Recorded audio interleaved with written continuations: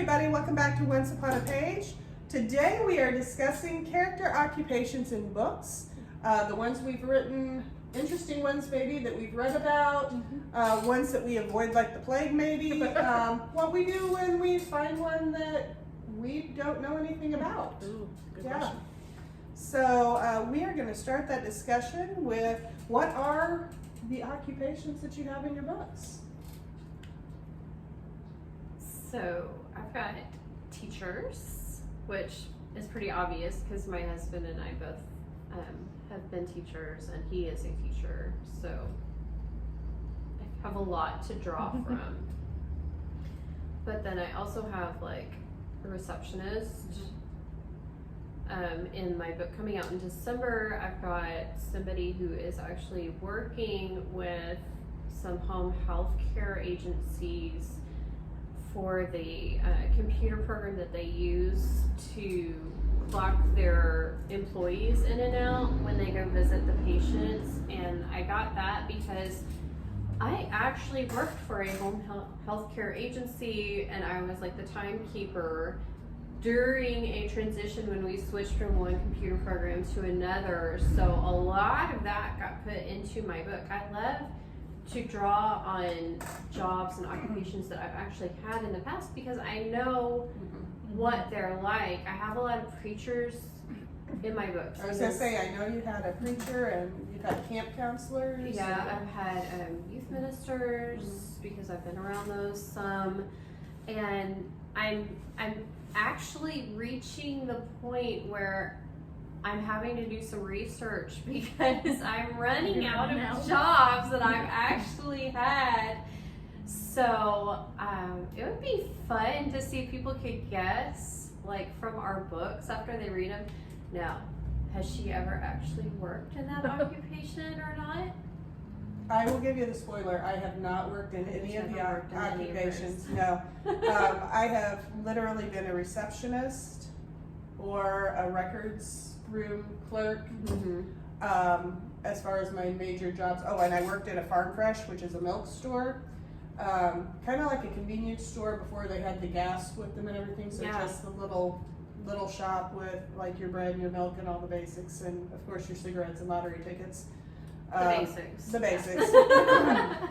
Yeah. Small town life. Yes. And so none of those actually ended up in my books, but the things that I dreamed about have. Like, I have bookstore owners, I have bakery owners, which both of those are things that I enjoy in my life, that I've considered and looked at and researched and things like that.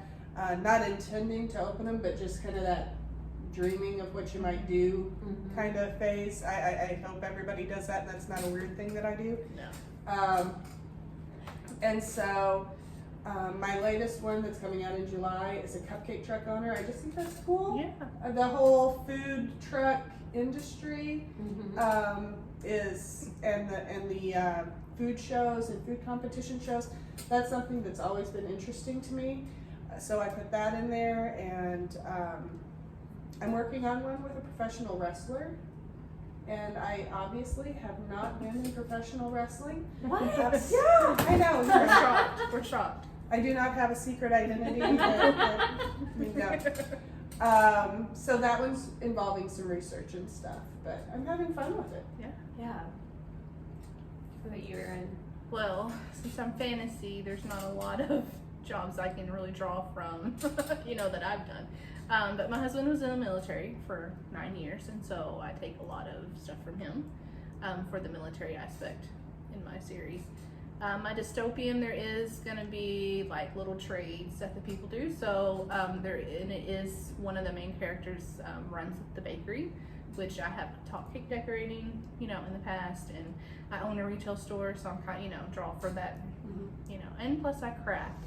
So, but I haven't had a chance yet to do any like modern jobs because my characters are mostly teenagers, because it's mostly YA, and it is in the fantasy world, so there's, angels and demons and that sort of thing. And spirits. You've not had that? No, Okay. can't do that. Just checking. So mine's a little different than you guys. Are there any jobs that you think I wish we would scale back on this? Like in reading? In reading. Okay. Billionaires. Billionaires. I mean, it's Is not that a really job? But my mind was going the same direction. I'm like, we have the billionaire bodyguard, we have the billionaire cowboy, Yeah. we have the billionaire Tech tech guy, guy. security Yes. guy. Oh, security, like I was military and now I'm security, Right. private security, and I'm a Yes. billionaire. That seems to be a huge. Oh, the huge billionaire thing. ranchers. Yes, Those yes. have started coming out lately too, and I'm like, How did these ranchers How become did you get billionaires? $1 billion just Mhm. from running a ranch. Mhm. You know, I mean, I know the price of beef has gone up lately, but I don't think it's gone up that much. Well, with the way things are right now, we'll have billionaire loggers within the year. Mhm. You know, 'cause, Mhm. you know. Yeah.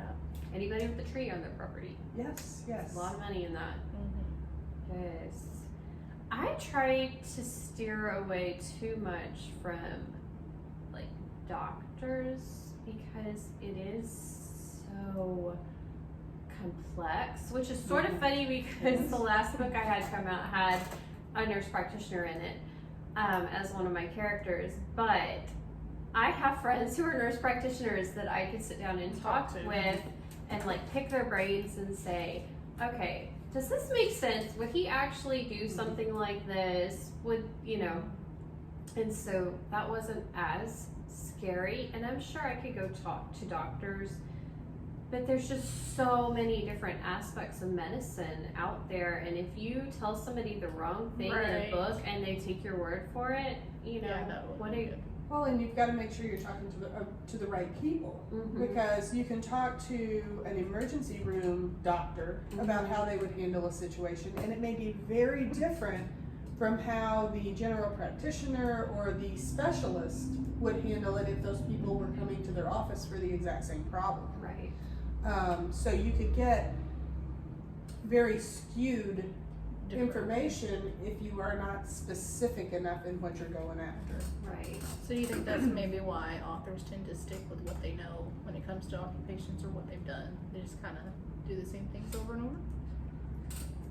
Hey, It's safer that way? yes and no. Yes and no. Because, I mean, there's a lot of people out there, and you know that they haven't worked all of those different jobs, especially if they write historical, you know, because Right, of course. things are way different now than they were back in the 1800s. That's just a whole different ballgame for me though. Well, Historical, but you there have to are do ways so to much find research. out stuff. Yeah. Because, like, okay, the people who are doing your law enforcement type suspense, they can actually go to writers. I don't know what it's called, Right. but basically it's crime school for writers. Right. Here's how the cops handle this. Here's what they look for. Here's what I would love you to know. go to one of those. That's kind So of yeah, interesting. it's very fascinating. I mean, Yeah. I don't kill people like that in my books, but I could if I had that kind You of totally information. could, You know. yeah. Heather's getting violent on us. Sometimes you gotta kill them. But it would be neat. And to just talk to people. I know, like I said, with my wrestling one, I've gotten a good way in, but I would like to interview a professional wrestler to be able to say, okay, my timeline for this, is that how that would work? Is this what would happen? Is this something that a Christian in the wrestling world would struggle with? And so using the resources you have, you can find out a lot about a lot of different things. And I think that's kind of fun because we kind of get to experiment with all these Yeah. different occupations without ever having to actually do them, you know? I know that the book that I'm hoping to write I have to write in the next year because I've already got a contract for it. I'm gonna have a character who's a wedding planner, and the only wedding I've ever actually planned is my own, except for the weddings in my books. So I've been doing some research on everything that would entail and reading other books about wedding planners and stuff. And I've always thought, there are some aspects of it that would be really fun, like helping people pick out their flowers or their dress. It's a party. You're Yeah. planning a party, but I would not want to deal with a lot of that stuff either. Yeah. Just no thank you. Some- There is only one thing people are more picky about than their wedding, and that's like their children's first birthday parties. I could see that. Oh my goodness. My goodness. They I get- guess I didn't realize Oh. I was supposed to go all out for my children's first birthday party I don't since they understand don't it either, remember but it. you have them and they want it perfect and they want, I mean, it's kind of like now they have gender reveal parties and things like that, and it's like, they set up these big elaborate things, and there's nothing wrong with it, don't Right. think that I'm No. saying that at all, but it gets very intense Mhm. with, and it has to be just right, and it has to be, we have to have, you see the perfectly done, 1-year-old pictures. Oh, and here's their smash cake, and Mhm. here's this, and here's Yes. that, and you know, and they're lovely pictures. They're great pictures, but it is so particular. A lot of times, I was not one And of those. those children will never remember any of No. it except for just looking at the pictures. Exactly. And that's kind of my take is, yeah, they don't. Yeah, no. Give them some cake, slap a hat on their head, they're good. Yeah. Yep. So, there are lots of occupations out there, and obviously we cannot have all of them. Although, you know, I've been reading a lot of books lately about, like, where the character is an author. And do those sort of, like, Are they realistic? are they realistic? Because the one I just read, she takes 6 weeks and goes to Ireland. Oh.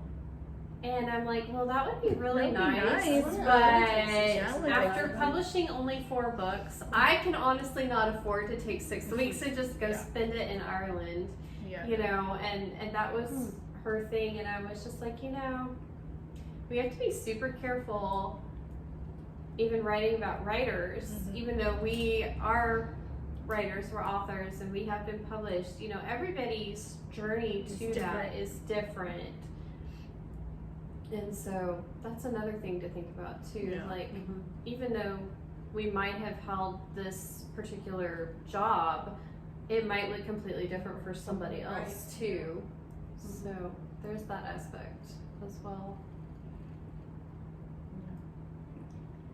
Well, tell us what you think. Tell us about some of the interesting occupations you've read about, Or maybe tell us ones some- that you're tired of. ones that you're tired Or of. ones that you would like to read about. Yes, because maybe we haven't touched the nuclear physicist saves the world genre yet, and that's what you want to see, you know? Let us know in the comments. Like our videos, share our videos, subscribe to our channel. Help us get the word out there about Once Upon a Page. We love reading, we love writing, and we want to share that with you. And we will see you next time. Bye. Bye. Bye.